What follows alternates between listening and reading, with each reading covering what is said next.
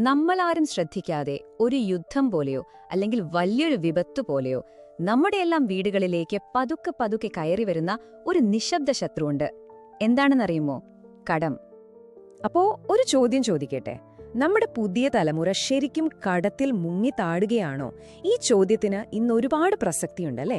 കാരണം ഒന്നാലോചിച്ചു നോക്കൂ, smart phone എടുത്ത് സ്ക്രീനിൽ 2-3 തവണ ടാപ്പ് ചെയ്താൽ മതി, പണം അക്കൗണ്ടിലേക്ക് വരും. ഇങ്ങനൊരു കാലത്ത് കാര്യങ്ങളൊക്കെ നമ്മുടെ കയ്യിൽ നിന്ന് വിട്ടുപോകുന്നുണ്ടോ എന്നൊരു സംശയം അത് ചെറുതായിട്ടൊന്ന് ബലപ്പെട്ടു വരുന്നുണ്ട്. ഇനി ഞാനൊരു കണക്ക് പറയാം, ഇത് കേട്ടാൽ നിങ്ങളെ ശരിക്കും ഞെട്ടും. നമ്മുടെ രാജ്യത്ത് പുതുതായി ലോൺ എടുക്കുന്നവരിലെ 41% ആരാണെന്നറിയുമോ? 18-നും 30-നും ഇടയിൽ പ്രായമുള്ള ചെറുപ്പക്കാരാണ്. അതായത് കരിയറൊക്കെ ഒന്ന് തുടങ്ങി ജീവിതം ഒന്ന് സെറ്റാക്കി വരേണ്ട ഒരു പ്രായത്തിൽ തന്നെ വലിയൊരു വിഭാഗം യൂത്ത് കടത്തിന്റെ കെണിയിലേക്ക് നടന്നു കയറുകയാണ്. അപ്പോ ലേറ്റസ്റ്റ് ഐഫോൺ കയ്യിൽ വെക്കാം, അടിപൊളി ഒരു ഫോറിൻ ട്രിപ്പ് പോകാം, ബ്രാൻഡഡ് ഡ്രസ്സൊക്കെ ഇടാം, ഇതെല്ലാം എളുപ്പത്തിൽ സാധിക്കാൻ പറ്റുന്നുണ്ട്. പക്ഷേ ഈ ഒരു സ്പീഡിന് പിന്നില് നമ്മൾ അറിയാതെ ഒരു കെണി ഒളിഞ്ഞിരിപ്പുണ്ട്. അതാണ് കടം എന്ന് പറയുന്ന സൈലന്റ് ട്രാപ്പ്. ഇതൊരു വെറും തോന്നലല്ല.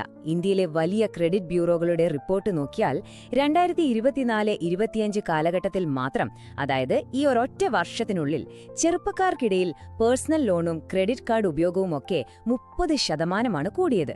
30%! എത്ര പെട്ടെന്നാണ് ഈ ട്രെൻഡ് വളരുന്നതെന്ന് ഒന്ന് ആലോചിച്ചു നോക്കൂ. ശരിക്കും കടത്തിന്റെ സ്വഭാവം തന്നെ മാറിയില്ലേ? പണ്ടൊക്കെ കടം വാങ്ങുന്നത് ഒരു വലിയ ഉത്തരവാദിത്വമായിരുന്നു. എന്തെങ്കിലും അത്യാവശ്യത്തിന് വേറെ വഴിയില്ലാതെ വരുമ്പോൾ മാത്രം ചെയ്യുന്ന ഒരു കാര്യം. എന്നാൽ എന്നോ അതൊരു ലൈഫ് സ്റ്റൈലിന്റെ ഭാഗമായി, അല്ലേ?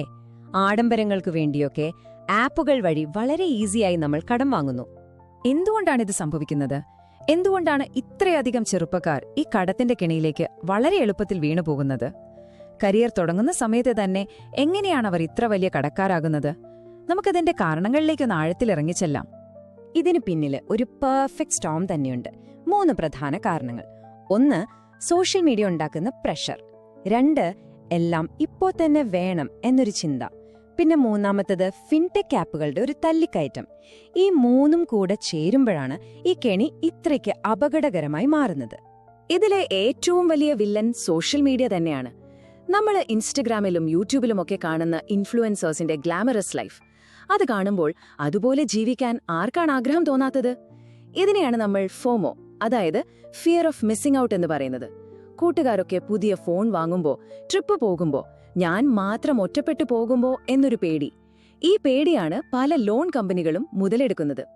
അപ്പോ 1,00,000 രൂപയുടെ ഒരു ഫോണും അല്ലെങ്കിൽ ഒരു അടിപൊളി ട്രിപ്പ്, അതിനുവേണ്ടി ലോൺ എടുക്കുമ്പോൾ കിട്ടുന്ന ഒരു സന്തോഷമുണ്ടല്ലേ, ഒരു ഇൻസ്റ്റന്റ് ഗ്രാറ്റിഫിക്കേഷൻ, അത് നമ്മുടെ തലച്ചോറിലെ ഡോപ്പമിൻ ലെവൽ അങ്ങ് കൂട്ടും. പ്രശ്നം എന്താണെന്ന് വെച്ചാൽ ഈ ഒരു ഫീല് കിട്ടാൻ വേണ്ടി നമ്മൾ വീണ്ടും വീണ്ടും ലോൺ എടുക്കാൻ പ്രേരിപ്പിക്കപ്പെടും. ആ ഒരു നിമിഷത്തെ സന്തോഷത്തിന് വേണ്ടി നമ്മൾ നമ്മുടെ ഭാവിയാണ് പണയാൻ വെക്കുന്നത്. ഈ ഒരു സാഹചര്യത്തെ ഫിൻടെക് ആപ്പുകളുടെ വരവ് ശരിക്കും വഷളാക്കി. പണ്ടൊക്കെ ഒരു ബാങ്കിൽ പോയി ലോൺ എടുക്കണമെങ്കിൽ ഒരുപാട് പേപ്പർ വർക്ക്, ഈട് കൊടുക്കണം, പിന്നെ കുറേ കാത്തിരിക്കണം. എന്നാൽ ഇന്നത്തെ ഈ ഡിജിറ്റൽ ആപ്പുകൾ വെറും മിനിറ്റുകൾക്കുള്ളിൽ കാര്യമായ വെരിഫിക്കേഷൻ ഒന്നുമില്ലാതെ പണം നമ്മുടെ അക്കൗണ്ടിൽ എത്തിക്കും. ഇതിന്റെ ഒന്നും അപകടമറിയാത്ത ചെറുപ്പക്കാർ വളരെ എളുപ്പത്തിൽ ഇതിൽ വീണുപോകുന്നു. കടം എന്നത് കുറച്ചു പൈസയുടെ പ്രശ്നം മാത്രമല്ല, അതൊരാളുടെ ജീവിതം തന്നെ നശിപ്പിക്കാൻ ശക്തിയുള്ള ഒന്നാണ്. അത് നമ്മുടെ ജീവിതത്തെ എങ്ങനെയാണ് ബാധിക്കുന്നത് എന്ന് നമുക്കൊന്ന് നോക്കാം. കടം തിരിച്ചടയ്ക്കാൻ പറ്റാതെ വരുമ്പോൾ ഉണ്ടാകുന്ന സ്ട്രെസ്, അത് ഡിപ്രഷനിലേക്കും ചിലപ്പോൾ ആത്മഹത്യയെക്കുറിച്ച് പോലും ചിന്തിക്കുന്ന അവസ്ഥയിലേക്കും ആളുകളെ എത്തിക്കും. കരിയറിന്റെ തുടക്കത്തിൽ തന്നെ വലിയ കടമുള്ള ഒരാൾക്ക് ജോലിയിൽ റിസ്ക് എടുക്കാനോ പുതിയ അവസരങ്ങൾ നോക്കാനോ പേടിയായിരിക്കും. ഇതൊന്നും പോരാതെ ക്രെഡിറ്റ് സ്കോർ തകർന്ന് തരിപ്പണമാകും. അതോടെ ഭാവിയിൽ ഒരു വീട് വെക്കാനോ ഒരു ബിസിനസ് തുടങ്ങാനോ ലോൺ കിട്ടാത്തൊരവസ്ഥ വരും. വളരെ അർത്ഥവത്തായ ഒരു വാചകമാണിത്. ഇന്നത്തെ ചെറിയ സന്തോഷങ്ങൾക്ക് വേണ്ടി നാളത്തെ വലിയ സ്വപ്നങ്ങളെ ബലി കൊടുക്കരുത്. ഈ കടത്തിന്റെ കെണിയിൽ സംഭവിക്കുന്നത് ശരിക്കും ഇത് തന്നെയാണ്. ശരി, ഇനി നിങ്ങൾ ഒരു പക്ഷേ ഈ കടക്കെണിയിൽ പെട്ടുപോയി എന്ന് കരുതുക. എന്തു ചെയ്യും? പേടിക്കേണ്ട, ഇതിൽ നിന്ന് പുറത്തുവരാൻ വഴികളുണ്ട്. നമുക്കതിനെക്കുറിച്ച് സംസാരിക്കാം. ഇതാണ് നിങ്ങളുടെ രക്ഷപ്പെടാനുള്ള പ്ലാൻ. 4 സ്റ്റെപ്പുകളുണ്ട്. 1-മത്തെ സ്റ്റെപ്പ്, നിങ്ങളുടെ കടം എത്രയാണെന്ന് കൃത്യമായി മനസ്സിലാക്കുക. എവിടെയൊക്കെ എത്ര രൂപ കടമുണ്ടെന്ന് ഒരു ലിസ്റ്റ് ഉണ്ടാക്കുക. 2, അത് എങ്ങനെ തിരിച്ചടയ്ക്കണമെന്നതിന് ഒരു പ്ലാൻ ഉണ്ടാക്കുക. 3-മത്, ചിലവുകൾ നിയന്ത്രിക്കാൻ കർശനമായൊരു ബഡ്ജറ്റ് ഉണ്ടാക്കുക. ആഡംബരങ്ങൾ ഒഴിവാക്കുക. നാലാമത്തതും ഏറ്റവും പ്രധാനപ്പെട്ടതും പുതിയതായി ഒരു കടവും എടുക്കാതിരിക്കുക. കടം വീട്ടാൻ എക്സ്പേർട്സ് പറയുന്ന 2 പ്രധാന വഴികളുണ്ട്. ആദ്യത്തേത് ഡെറ്റ് അവലാഞ്ച്, അതായത് ഏറ്റവും കൂടുതൽ പലിശയുള്ള ലോൺ ഏതാണോ, ഉദാഹരണത്തിന് ക്രെഡിറ്റ് കാർഡ് അല്ലെങ്കിൽ ആപ്പ് ലോൺ, അതാദ്യം അടച്ചു തീർക്കുക. രണ്ടാമത്തേത് ഡെറ്റ് കൺസോളിഡേഷൻ, പലയിടത്തായി ഉയർന്ന പലിശയ്ക്കെടുത്ത് ചെറിയ ലോണുകളെല്ലാം ചേർത്ത് പലിശ കുറഞ്ഞ ഒരൊറ്റ വലിയ ലോണാക്കി മാറ്റുക.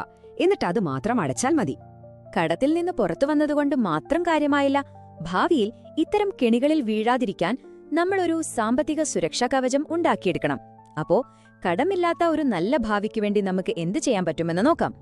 സാമ്പത്തികമായി ഒരു പ്രതിരോധശേഷി ഉണ്ടാക്കാൻ ഈ കാര്യങ്ങൾ നിങ്ങളെ സഹായിക്കും. ചെറുപ്പത്തിൽ തന്നെ സാമ്പത്തിക കാര്യങ്ങളെക്കുറിച്ച് പഠിക്കുക. സമ്പാദിക്കുന്ന ശീലം വളർത്തിയെടുക്കുക. പെട്ടെന്നൊരു ആവശ്യം വന്നാൽ ലോൺ എടുക്കാൻ ഓടാതിരിക്കാൻ ഒരു എമർജൻസി ഫണ്ട് കയ്യിൽ കരുതുക. പിന്നെ വരുമാനത്തിന്റെ ഒരു ഭാഗം ചെറുപ്പത്തിൽ തന്നെ എവിടെയെങ്കിലും നിക്ഷേപിക്കാൻ തുടങ്ങുക. യഥാർത്ഥ സാമ്പത്തിക സ്വാതന്ത്ര്യത്തിലേക്കുള്ള വഴി വളരെ സിമ്പിളാണ്. നമ്മുടെയൊക്കെ പഴയൊരു ശീലത്തിലേക്ക് തിരിച്ചു പോവുക. കയ്യിൽ പൈസയുണ്ടെങ്കിൽ മാത്രം സാധനങ്ങൾ വാങ്ങുക. കടത്തിന്റെ കിണിയിൽ നിന്ന് രക്ഷപ്പെടാനുള്ള ഏറ്റവും നല്ല മരുന്ന് ഇതുതന്നെയാണ്.